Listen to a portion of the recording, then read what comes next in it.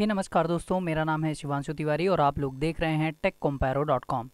तो आज हम लोग बात करने वाले हैं Maruti Suzuki Dzire LDI versus Maruti Suzuki Dzire VDI 2019 के बारे में।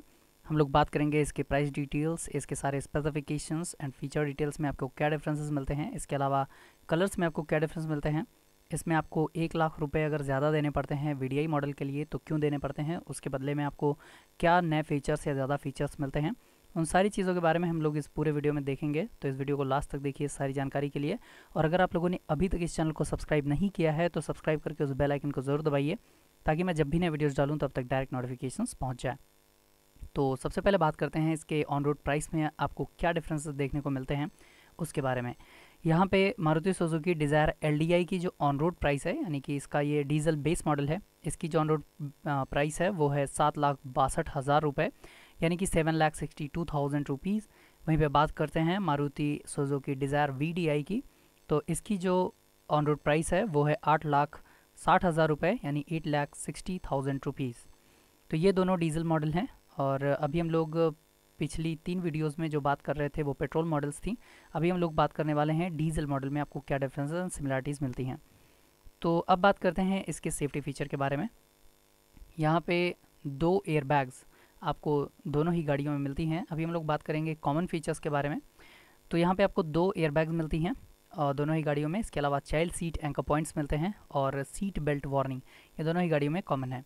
इसके अलावा बात करते हैं ब्रेकिंग सिस्टम की, तो यहाँ पे आपको जो चीज़ें कॉमन मिलती हैं दोनों ही गाड़ियों में वो है एंटी लॉक ब्रेकिंग सिस्टम यानी कि ABS, इसके अलावा इलेक्ट्रॉनिक ब्रेक फोर्स डिस्ट्रीब्यूशन यानी कि EBD और ब्रेक असिस्ट यानी कि BA।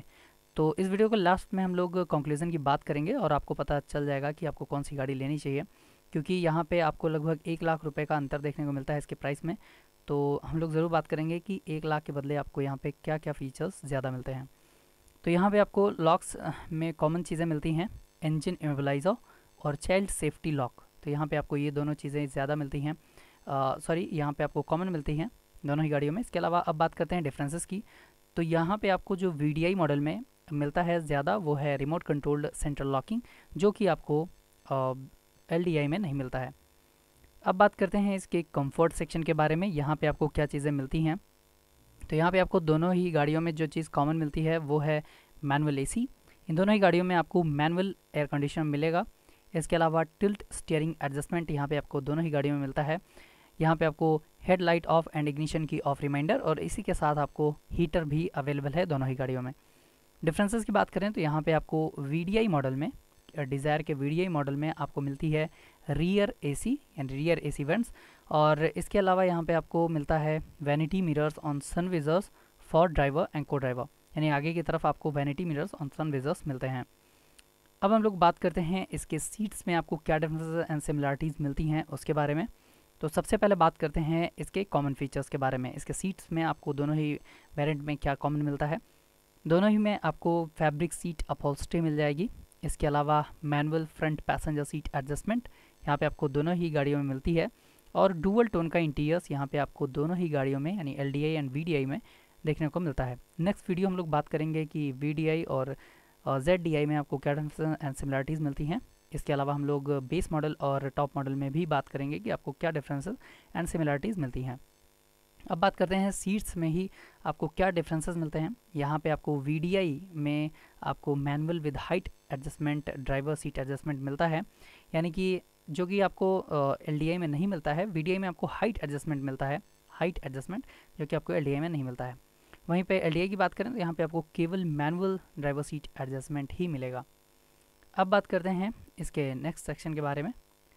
तो सबसे पहले बात करते हैं इसमें आपको VDI में और कौन सी चीज़ें मिलती हैं सीट सेक्शन में। यहाँ पे आपको VDI में केवल मिलता है rear armrest with cup holders, जो कि आपको rear armrest with cup holder यहाँ पे आपको LDI प्रोवाइड नहीं कराता है। इसके अलावा फ्रंट सीट पॉकेट्स आपको केवल VDI में मिलते हैं और head rest for front end rear, आगे और पीछे दोनों ही तरफ आपको हेड रेस्ट मिल जाते हैं VDI में। इसके अलावा यहाँ पे आपको LDI में आपको हेड रेस्ट केवल फ्रंट की तरफ मिलता है, यानी कि आगे की तरफ आपको केवल हेड रेस्ट मिलता है, पीछे की तरफ आपको LDI यानी कि बेस मॉडल में नहीं मिलेगा। अब बात करते हैं डोर्स एंड विंडोज़ की, और यहाँ पे हम लोग बात करने वाले हैं डोर्स एंड विंडोज़ की। तो यहाँ पे आपको डोर्स एंड विंडोज़ में जो डिफरेंसेस देखने को मिलते हैं, यहाँ पे आपको कॉमन चीज़ एक भी नहीं मिलेगी।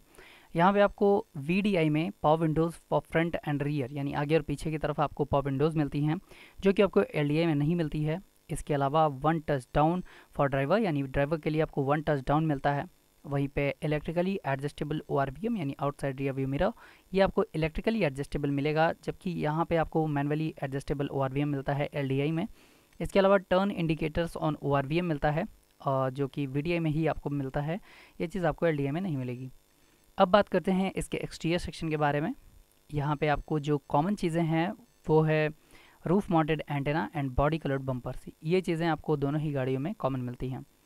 लाइटिंग सेक्शन की बात करें तो यहाँ पे आपको कुछ चीज़ें कॉमन मिलती हैं, सारी चीज़ें कॉमन ही मिलती हैं। तो यहाँ पे आपको कन्वेंशनल हेडलैम्प्स मिलते हैं और LED टेल लैम्प्स मिलती हैं। इसके अलावा फ्रंट केबिन लैंप यानी कि केबिन लैंप जो होगी वो फ्रंट की साइड पे दी होगी, आगे की तरफ दिया है केबिन लैंप, और हेडलाइट हाइट एडजस्टर यहाँ पे आपको दोनों ही गाड़ियों में कॉमन मिलती है। तो यहाँ पे आपको लाइटिंग सेक्शन में आपको दोनों ही गाड़ियों में कोई भी डिफरेंस देखने को नहीं मिलता है। इसके अलावा इंस्ट्रूमेंटेशन की बात करें तो यहाँ पे आपको एनालॉग इंस्ट्रूमेंट क्लस्टर मिलता है। ये चीज़ें कॉमन है जो हम लोग बात कर रहे हैं। एनालॉग इंस्ट्रूमेंट क्लस्टर आपको दोनों ही गाड़ियों में मिलता है। मल्टी फंक्शन डिस्प्ले आपको दोनों ही गाड़ियों में मिलता है। Average fuel consumption, average speed, distance to empty, digital clock, low fuel level warning, door reserve warning, gear indicator and shift indicator, ये सारी चीज़ें आपको इंस्ट्रूमेंट सेक्शन में दोनों ही गाड़ियों में कॉमन मिलती है। अब हम लोग बात करते हैं इन दोनों ही गाड़ियों में आपको इंस्ट्रूमेंट सेक्शन में डिफरेंसेस क्या क्या मिलते हैं। तो यहाँ पे आपको केवल VDI में मिलता है वो है adjustable cluster brightness and analogue tachometer. तो ये दोनों चीज़ें आपको केवल VDI वेरिएंट में ही मिलती है, ये चीज़ आपको LDI में नहीं मिलेगी। अब बात करते हैं इसके एंटरटेनमेंट सेक्शन के बारे में। यहाँ पे आपको जो डिफरेंसेस देखने को मिलते हैं वो हैं डिज़ायर VDI में आपको म्यूज़िक सिस्टम मिलता है, जो कि आपको LDI में नहीं मिलेगा।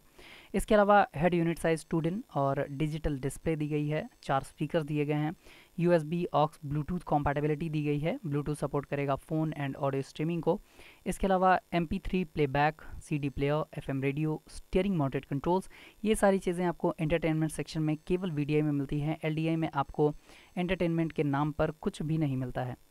आगे बात करते हैं इसके मैन्युफैक्चर वारंटी की। तो यहाँ पे आपको जो कॉमन चीज़ें हैं यानी कि मैन्युफैक्चर वारंटी दोनों ही गाड़ियों की कॉमन है। डिज़ायर में जितनी भी वारंटीज़ आती हैं वो सारी कॉमन है। यहाँ पे आपको 2 साल की वारंटी मिलती है एंड 40,000 किलोमीटर्स तक की वारंटी मिलती है, यानी कि 40,000 किलोमीटर तक की आपको वारंटी मिलती है और 2 साल की वारंटी। अब बात करते हैं इसके डायमेंशंस के बारे में। यहाँ पे आपको सारी चीज़ें कॉमन मिलेंगी, यहाँ पे आपको कोई भी डिफरेंस देखने को नहीं मिलता है, वेट को छोड़कर। भार में थोड़ा बहुत अंतर आपको देखने को मिलता है। अब बात करते हैं इसके कॉमन डायमेंशंस के बारे में। तो यहाँ पे आपको 3.9 मीटर अप्रॉक्स 4 मीटर की आपको लेंथ यानी कि लंबाई मिलती है 4 मीटर की। इसके अलावा विड्थ यानी कि चौड़ाई की बात करें तो ये आपको मिलती है 1.7 मीटर की, और 1.5 मीटर की यानी लगभग 1.5 मीटर की आपको हाइट मिलती है यानी कि ऊंचाई, और 2.45 मीटर की आपको यहाँ पे व्हील बेस मिलती है, अप्रॉक्स 2.5 मीटर की आपको व्हील बेस मिलेगी। इसके अलावा 163 मिलीमीटर की ग्राउंड क्लियरेंस यानी 163 mm की आपको ग्राउंड क्लियरेंस देखने को मिलती है। अब बात करते हैं इसके कैपेसिटी सेक्शन के बारे में। तो यहाँ पे कैपेसिटी के मामले में दोनों ही गाड़ियाँ बिल्कुल सेम हैं। जैसे कि यहाँ पे आपको जो सीटिंग कैपेसिटी मिलती है वो दोनों ही गाड़ियों में आपको 5 लोगों की मिल जाएगी, और यहाँ पे आपको 2 सीटिंग रोज़ मिलती हैं। इसके अलावा 378 लीटर्स की बूट स्पेस मिलती है यानी 378 लीटर की आपको बूट स्पेस मिल जाएगी, और 37 लीटर की फ्यूल टैंक कैपेसिटी मिलती है यानी 37 लीटर्स की आपको फ्यूल टैंक कैपेसिटी दोनों ही गाड़ियों में कॉमन मिलती है। अब बात करते हैं इसके इंजन के बारे में। यहाँ पे आपको इंजन बिल्कुल कॉमन मिलता है, दोनों में ही आपको डीजल इंजन मिलता है। यहाँ पे आपको जो कॉमन मिलता है वो है 1248 यानी 1248 सीसी, अप्रॉक्स 1250 सीसी का CRDI यानी कि common rail direct injection DOHC DDIS का डीजल इंजन यहाँ पे आपको मिलता है। इसके अलावा बात करते हैं maximum power and maximum torque की। यहाँ पे आपको 74 bhp at the rate of 4000 RPM का मैक्सिमम पावर मिलता है, और 190 newton metre at the rate of 2000 RPM का मैक्सिमम टॉर्क मिलता है। अब बात करते हैं इसकी माइलेज की। तो भाई यहाँ पे जो माइलेज क्लेम करती है कंपनी वो है 28.4 किलोमीटर, यानी लगभग 28.5 किलोमीटर प्रति लीटर की माइलेज कंपनी क्लेम करती है। और बात करते हैं इसके टर्बो चार्जर की, तो ये आपको फिक्स ज्योमेट्री का टर्बो चार्ज जो प्रोवाइड कराती है कंपनी फॉर दिस का।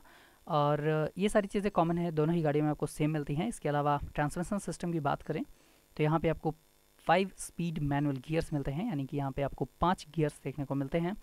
और फ्रंट व्हील ड्राइव कार, इसकी जो ड्राइव ट्रेन है वो फ्रंट व्हील ड्राइव है, यानी कि आगे के जो व्हील्स होते हैं वो इसे खींचते हैं। अब बात करते हैं सस्पेंशंस एंड ब्रेक्स की।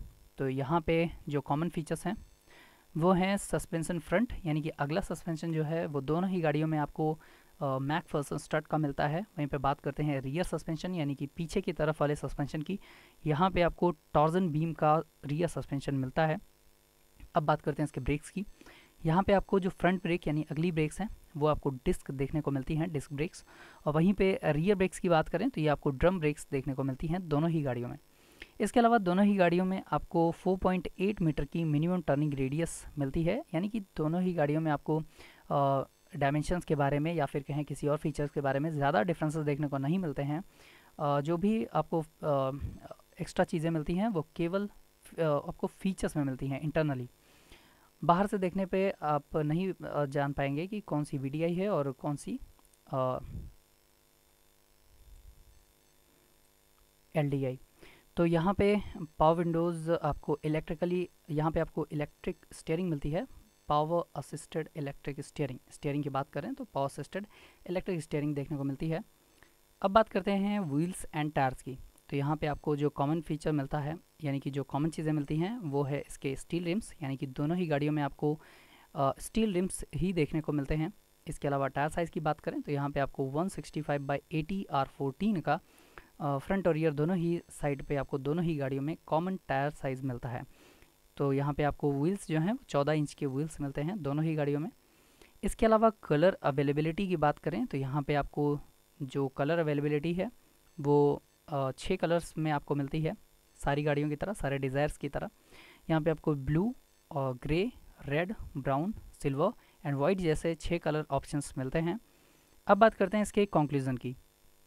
तो भाई यहाँ पे इन दोनों ही गाड़ियों में आपको लगभग 1 लाख रुपए का आपको अंतर देखने को मिलता है ऑन रोड प्राइस में। तो 1 लाख रुपए ज़्यादा देने के बदले आपको यहाँ पे क्या एक्स्ट्रा फीचर्स मिलते हैं उसके बारे में हम लोग बात करेंगे, एक्स्ट्रा फीचर्स के बारे में, जो कि 1 लाख के बदले आपको यहाँ पे दिए जाते हैं VDI में, जो कि आपको LDI में नहीं मिलते हैं।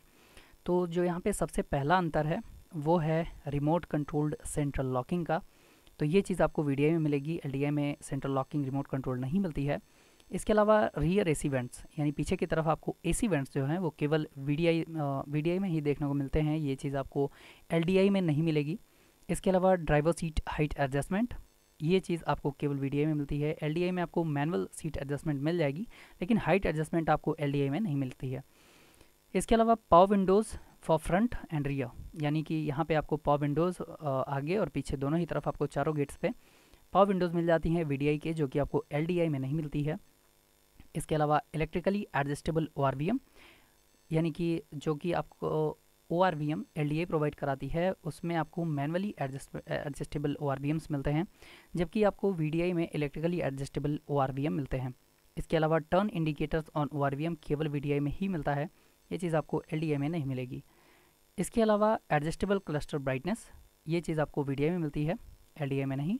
और एनालॉग ट्रिप मीटर, ये चीज़ आपको एनालॉग ट्रिप मीटर यहाँ पे केवल आपको VDI में मिलती है, LDI में नहीं। और सबसे इम्पॉर्टेंट चीज़ जो है म्यूज़िक सिस्टम, ये चीज़ आपको VDI में मिलती है, जो कि आपको LDI में नहीं मिलेगी। और यहाँ पे आपको 4 स्पीकर्स दिए गए हैं, बाकी सारी कॉम्पैटिबिलिटीज़ दी गई हैं। तो ये थे सारे कंक्लूज़न वगैरह, और हम लोग बात कर रहे थे मारुति सुजुकी डिज़ायर LDI और VDI के बीच के सारे डिफरेंसेस के बारे में। उम्मीद है आप लोगों को ये वीडियो पसंद आई होगी, और अब आप लोग फैसला कर सकते हैं कि आपको कौन सी गाड़ी लेनी चाहिए। तो अगर आपको वीडियो पसंद आई हो तो लाइक कीजिए, शेयर कीजिए व्हाट्सएप एंड फेसबुक पे। और अगर आप लोगों ने अभी तक इस चैनल को सब्सक्राइब नहीं किया है तो सब्सक्राइब करके उस बेल आइकन को ज़रूर दबाइए, ताकि मैं जब भी नए वीडियोस डालूं तो आप तक डायरेक्ट नोटिफिकेशंस पहुंच जाए, क्योंकि मैं ऐसी ही वीडियोस डेली आता रहता हूं। और अगर आप लोगों को इस गाड़ी के बारे में डिटेल में जानना है और ज़्यादा पढ़ना है तो मैंने डिस्क्रिप्शन में वेबसाइट का लिंक दिया हुआ है, वहाँ पे जाके आप इसे डिटेल में पढ़ सकते हैं। तो सब्सक्राइब ज़रूर कीजिए, लाइक कीजिए और शेयर ज़रूर कीजिए। और कोई भी कमेंट हो, यानी कि कोई भी आपके दिमाग में कोई भी सवाल हो या फिर सुझाव हो इस चैनल से रिलेटेड या फिर इस प्रोडक्ट से रिलेटेड, तो ज़रूर मुझे बताइए कमेंट सेक्शन में, मैं उसका रिप्लाई ज़रूर करूँगा। So thank you for watching this, bye.